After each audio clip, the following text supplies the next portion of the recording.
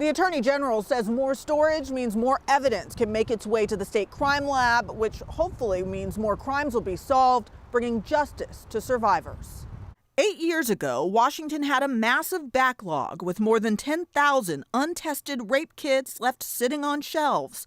Leah Griffin, a sexual assault survivor, was determined to make a difference.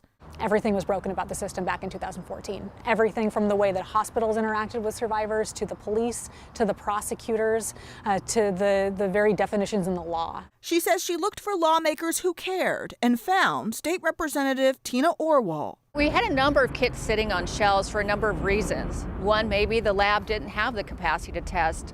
Maybe the investigator didn't choose to submit it. Orwall was part of a team successful in passing new laws. The legislature actually passed a law recently that requires local law enforcement not to destroy the evidence and to maintain it for at least 20 years. Washington State Attorney General Bob Ferguson says that law created a cold storage problem for some smaller police departments. That's where his office stepped in, making funding available. Literally from Aberdeen to Yakima and about 50 jurisdictions in between all across the state, they raised their hand and said, hey, we could use assistance, and so we're providing those grant funds so they can get those storage units. In addition to that, the state now has a tracking system, the first in the nation, where a survivor can go online and check the status of their sexual assault kit.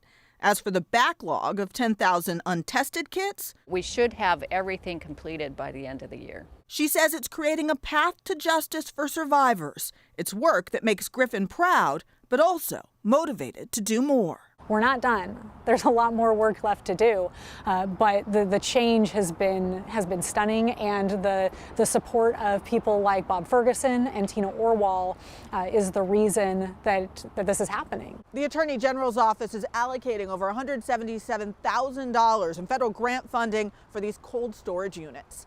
In Seattle, Natalie Swaby, King 5 News.